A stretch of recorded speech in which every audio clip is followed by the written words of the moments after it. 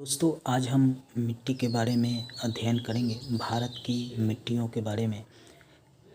भारत की मिट्टियों को 8 भागों में बांटा गया है भारतीय कृषि अनुसंधान परिषद के द्वारा। इसके अध्ययन को पेडोलॉजी कहा जाता है। मृदा विज्ञान के तहत इसका अध्ययन किया जाता है। सबसे ऊपर अगली मिट्टी है लेटेराइट मिट्टी। ये मिट्टी सिलिका एवं चूना पत्थर के निक्षेपण से बनता है। भारत के 1.26 लाख वर्ग किमी में यह फैला है। 200 सेमी से अधिक वर्षा यहाँ पे होती है। ये लेटेराइट मिट्टी का क्षेत्र है। यहाँ पे थोड़ा सा है, यहाँ पे है, यहाँ पे भी है, यहाँ पे भी है, यहाँ पे भी है। ये मेघालय का क्षेत्र है।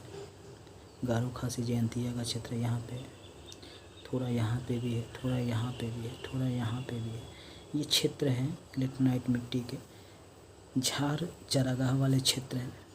कृषि उपजाऊ के दृष्टिकोण से यह अच्छा मिट्टी नहीं माना जाता है, लेकिन फिर भी चावल, रागी, काजू, चाय, इलायची की खेती होती है। पूछता भी है कि किस मिट्टी में इलायची की खेती होती है या काजू की खेती होती है। हमेशा याद रखिएगा लेटेराइट मिट्टी में लौह अयस्क एवं एल्युमिनियम ऑक्साइड की प्रचुरता इसमें होती है, लेकिन नाइट्रोजन, फास्फोरस, अम्ल, पोटास, चूना, कार्बनिक तत्वों की इसमें कमी होती है। इसलिए खेती के दृष्टिकोण से यह ज़्यादा महत्वपूर्ण नहीं है। लेकिन हाँ, व्यापार के दृष्टिकोण से इस मिट्टी का महत्व है। ये यहाँ पे भी होता है थोड़ा सा। ये भी क्षेत्र लेटेराइट मिट्टी का ही है। ये भी क्षेत्र मतलब ये छिटफुट जगह में भारत में कई जगह होते हैं। यहाँ यहाँ यहाँ यहाँ यहाँ ये सब जगह लेटेराइट मिट्टी है। व्यापारिक दृष्टिकोण से ये महत्व है। यहाँ पे व्यापार उद्योग लगाया जा सकता है। क्योंकि कृषि के लिए तो इतना महत्वपूर्ण है नहीं, तो इस पर व्यापार जरूर हो सकता है। इसलिए भारत सरकार को या राज्यों को कोशिश करना चाहिए कि इस क्षेत्रों में व्यापारिक दृष्टिकोण से कोई फैक्ट्री या मिल स्थापित किया जा सकता है। अगली मिट्टी है मरुस्थलीय मिट्टी। इसे शुष्क मिट्टी भी कहते हैं। इसका विस्तार 1.42 लाख वर्ग क्षेत्र में है। बालू की मात्रा इसमें अधिक होती है, इसलिए इससे शीशा बनाया जाता है। इस मिट्टी से, क्योंकि बालू से ही शीशा बनता है, इसलिए यहाँ पे शीशा उद्योग अधिक मात्रा में है। बाजरा, ज्वार, मोटी अनाज, गेहूँ, कपास की खेती होती है। गंगानगर में गेहूँ और कपास की खेती होने लगी है। गंगानगर का क्षेत्र है ये छोटा सा। यहाँ पे चूँकि अब जल की जो कमी थी अब ये पूरा हो गया है। लवण, फास्फोरस की मात्रा अधिक होती है। कार्बनिक तत्वों और नाइट्रोजन की यहाँ पे कमी होती है।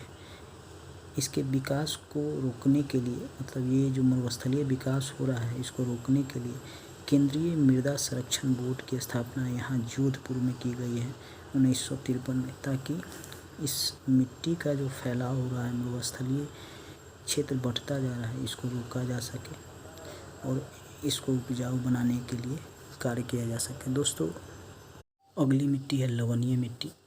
ये जो है छिटपुट तरह से पाया जाता है। कहीं कहीं पे ये आपको मिलेगा। राजस्थान में भी मिलेगा, पंजाब में भी मिलेगा, यहाँ पे हरियाणा में भी मिलेगा, यूपी में, बिहार में, महाराष्ट्र में, तमिलनाडु में भी मिलेगा। 1.70 लाख वर्ग क्षेत्र में ये फैला हुआ है। सोडियम एवं मैग्नीशियम की प्रचुरता के कारण ये लवणीय है और कैल्शियम एवं पोटेशियम की अधिकता के कारण ये क्षारीय है। कृषि के लिए हानिकारक है। स्थानीय नाम इसका रेह भी है, कल्लर भी है, रकार भी है, असर भी है, काल भी है, चापीन भी है। ये इसका स्थानीय नाम है।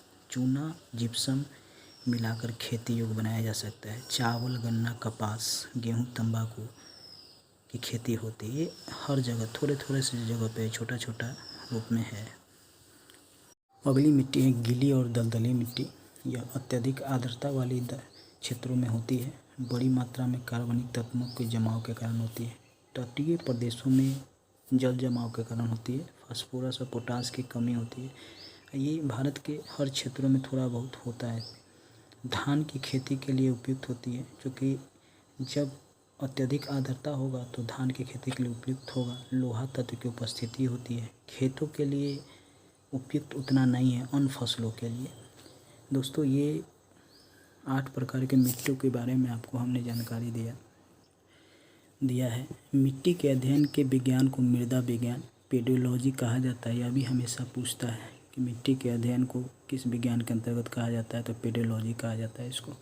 दोस्तों ये 8 प्रकार की मिट्टी के बारे में आपको जानकारी दिया, जिसमें से मुख्य मिट्टी जो है वह जलोढ़ मिट्टी, काली मिट्टी, लाल मिट्टी और लेटेराइट मिट्टी और मरुस्थलीय मिट्टी। इन 5 में से हमेशा प्रश्न पूछता है। प्रश्न कैसे पूछता है अब हम उसको भी देखेंगे।